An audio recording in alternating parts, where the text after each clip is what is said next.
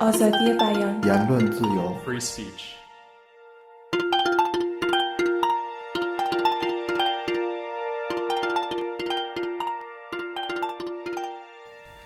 Я думаю, что свобода слова – это понятие, в общем-то, которое вошло к нам в 90-е годы.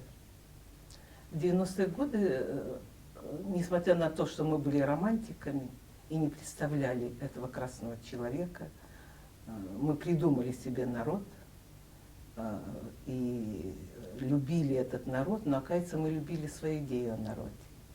А народ оказался совершенно другим. И вот тогда все много говорили о свободе, бегали по площадям, кричали «свобода, свобода», но никто понятия не имел, что это такое.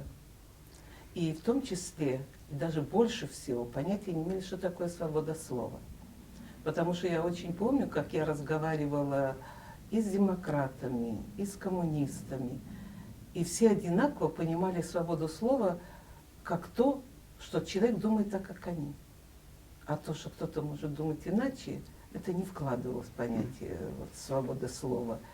И я думаю, вот это белое, красное, свои, чужие, вот это баррикадное мышление, оно характерно и для этого времени. Единственная особенность красного человека, этого массового человека, как вы говорите, поскольку я занимаюсь массовым сознанием, это то, что он агрессивен. Если он коммунист, то он агрессивный коммунист. Если он, то, что называют серым веществом, просто массовым, все равно агрессивен. Это самая главная агрессивность его характерна.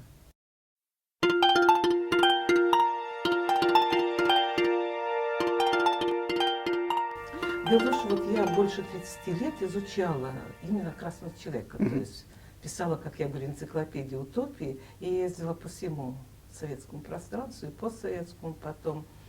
И надо признать, что не обладая теми высокими технологиями, которые сегодня есть, коммунисты все-таки смогли создать некий вот такой тип красного человека, у них это получилось. И это даже, особенно первое время после 90-х, слышалось и в Прибалтике, и в Таджикистане, уже не говоря о центре России, там, Белоруссии, где и сейчас все это. Другие страны пошли уже развиваться своим путем, даже украинцы хотят уже в Европу, как говорят они. Вот. Так что это, конечно, общие признаки. Мы, как говорил Достоевский, люди из одного безумия.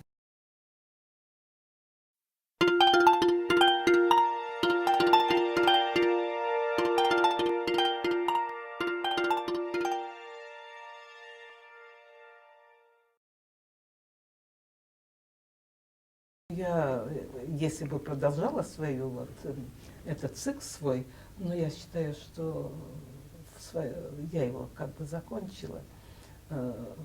Все-таки красный человек уже меняется. Это уже агония коммунизма, который не умер, как мы думали, в 90-е годы. Но, как бы это сказать мягче, чтобы не обидеть красного человека. Вы знаете, мне самое сложное было, когда я приходила к человеку, пробиться через культуру плача, культуру жертвы. Я хотела все-таки, чтобы человек начал рефлектировать, начал думать, добывать из него какое-то новое знание. То есть надо было содрать вот эту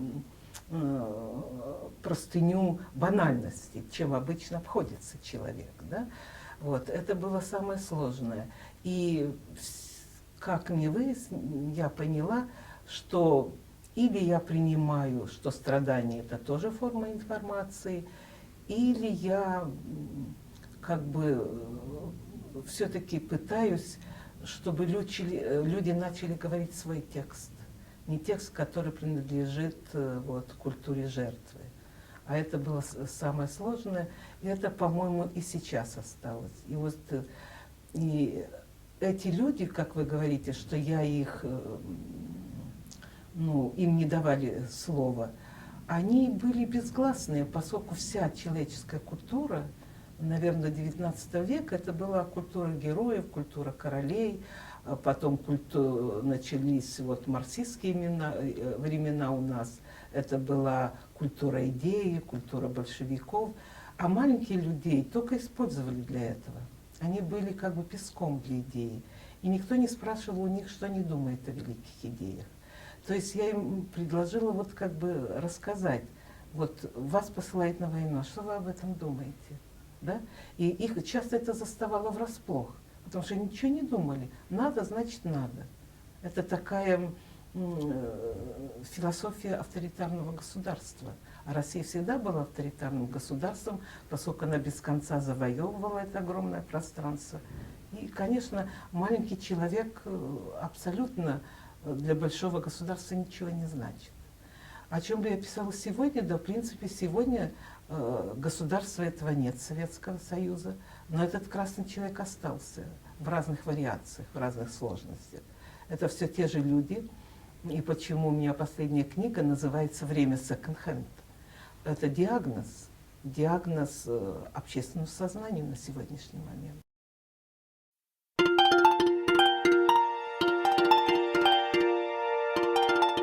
Начнем с того, что доступ к интернету имеет небольшое количество людей.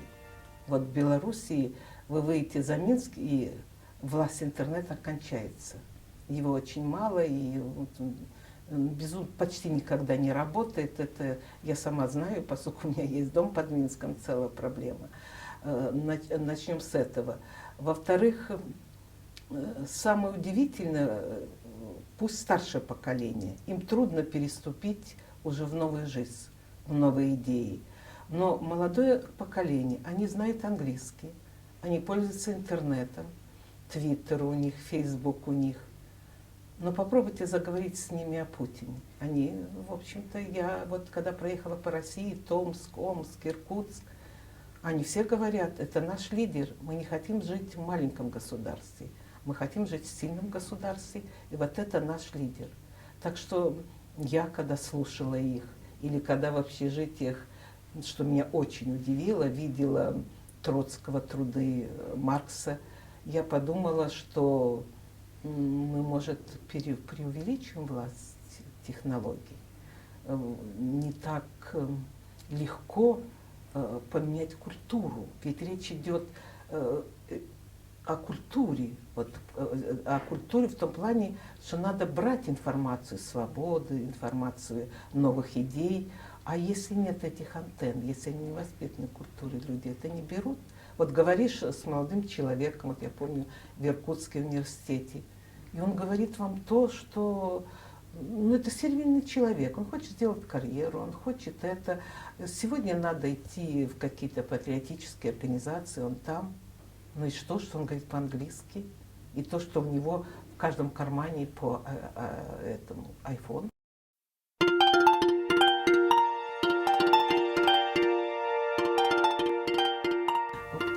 Культура формирует история. Вот.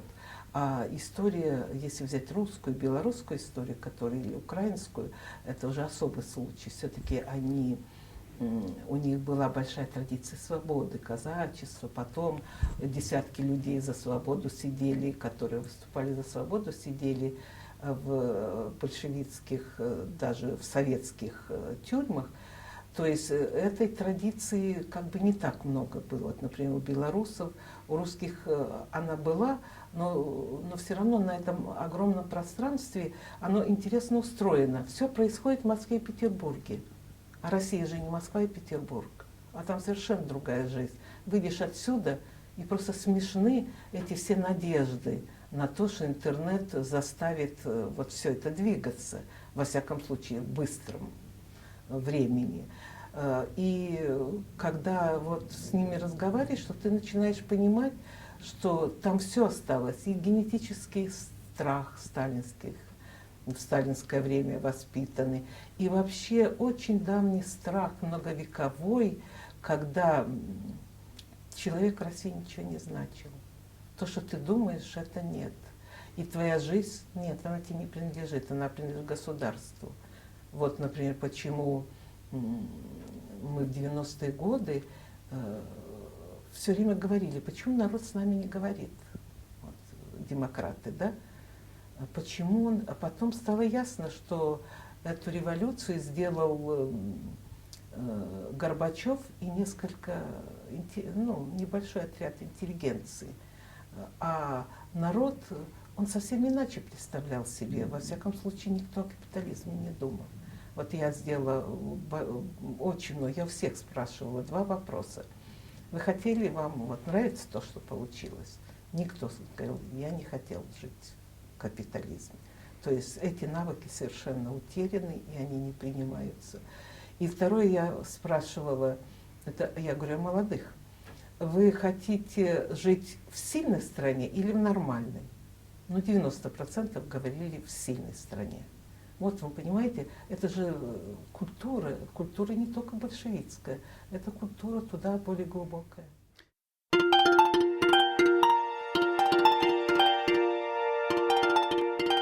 Вы знаете, вы не делаете таких иллюзий, какие были у нас в 90-е годы. Вот я помню всех своих друзей, известных писателей, которые говорили, вот, надо подождать 20 лет, подойдет новое поколение, не битое, которое не садили, не били, да не сажали, не били. Вот. Ну и что, пришло поколение еще более сервильное, чем мы. Понимаете, здесь же очень много искушений. Я бы даже сказала, что искушение лагерем народ выдержал лучше, чем долларом.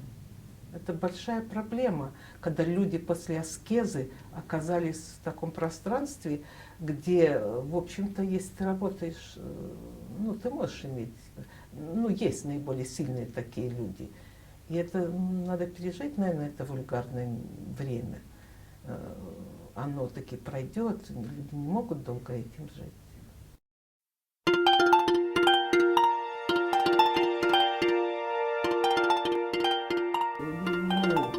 Меня не печатают, это понятно почему. Потому что мы, как народ, который не имел никаких традиций свободы, сразу оказались в авторитаризме. Даже, можно сказать, такой мягкой диктатуре. Да? И поэтому, конечно, мои книги, которые занимаются демифологизацией, конечно, они не нужны, не могли быть востребованы, они даже мешали. И поэтому, но их можно из России ввозить в Беларусь. Вот пятитомник там вышел у меня, и его, если на себя берет смелость человек, который продает, он ее ввозит. Да? И сейчас, после Нобелевской премии, и когда Лукашенко пытается, поскольку Путин воюет и не дает ему денег, Лукашенко пытается с Западом как бы какие-то игры, как всегда, он тогда начинает. Вот, и поэтому книги можно возить, и они даже иногда появляются в магазинах. Единственное, что белорусские издательства это не печатают. Но я хочу вам сказать, всегда себе представляют, вот меня и сажали, то есть и не печатали, и судили мои книги. Было много разных таких конфликтов с властью, но это не самый страшный конфликт. Конфликтовать с властью русский писатель, белорусский писатель, как бы можно говорить об этом каком-то единстве, он привык, это всегда было, это было 200-300 лет, это ничего нового. Гораздо страшнее сегодня конфликт с собственным народом, вот с моим героем. Вот этот конфликт самый страшный для писателя, когда 80% поддерживает в Беларуси Лукашенко, еще больше поддерживает этого Путина. То есть, видно, они, эти люди, дело не только в страхе, вот насколько мне кажется. Дело в том, что народ обворован, обманут, и ничего с этого, как все думали, тут же будет праздник демократии, не получилось. Все получилось как раз наоборот, эту страну разворовали, и много, если 7% богатства имеют люди, то есть все богатство практически имеет 7% людей, да, русских этих олигархов и власти в том числе, то значит народ остался ни с чем. И поэтому этот народ уже не верит ничему, но с него легко поднять эти матрицы военного, как бы мобилизационного такого военного характера, на что и сделал ставку Путин. То есть война — это единственное, что всегда объединяет нацию. Это принцип XVI века, да, там 17, 18, 19, вот у нас он и в 21 веке. Только он сработал вот на этом пространстве. И, в общем-то, кремлевские люди это рассчитали. Мы сейчас опять, психология у всех осажденной крепости, всюду враги, ну, в общем, секонд-хенд.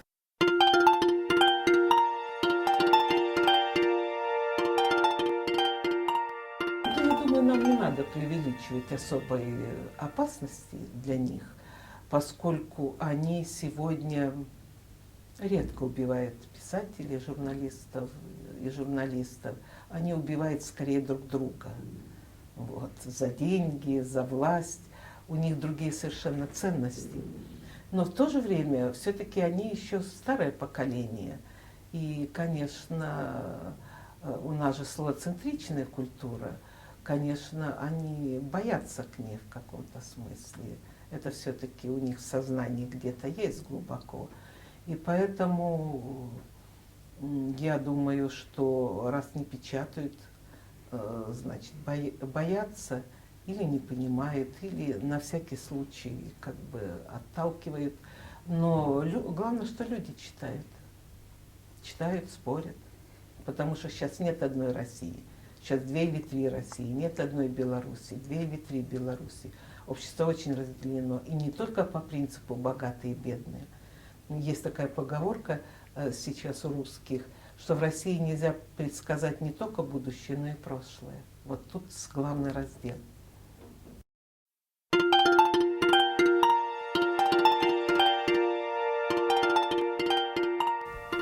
Ну, я не знаю, вот ваш Том Стоппер попытался понять Герцена, да, Огарева, то поколение, когда все это, там это можно прочесть. Я думаю, сейчас в России идет то, что в ней идет всегда, спор славянофилов и западников. Если смотреть глубоко, надо вот действительно читать того же Герцена, вот то время, Герцен, Хомяков, вот это, вот где сердцевина спора сегодняшнего. Или Россия должна идти в Запад, или, как они говорят, мы сами отдельная цивилизация. Да? Потому что вот Путин, когда выступает на Валдае перед молодежью, очень интересно слушать. Это говорит какой-то обиженный мальчик, которого обидела Америка, обидела Европа, вот мы то, а не это. Он хотел бы на равных, но нет. Потому что они думали, что если на равных, если у них будет много денег, то они войдут в этот мир на равных. И вот у них деньги из кармана сыпятся, а в мире их не принимают на равных. И, конечно, осталась обида. Оказалось, что Россия не смогла впустить в себя мир. Она закрылась. И это все было вот в начале XIX века. Это был вот этот спор славянофилов и западников. Это очень серьезно. Но что читают мои друзья, интеллектуалы, вот, в России и в Беларуси, я вам скажу. Они читают книги времен, 30-х времен Германии, как это было, да, и книги, начиная с 1905 года, как события развивались в России. Потому что очень много каких-то аналогичных опасностей, ситуаций, деталей. И вот все по-разному. Одни ждут, что через 10-12 лет может быть гражданская война, другие ждут, что, может быть, удастся без крови России. Ну вот, спор здесь идет.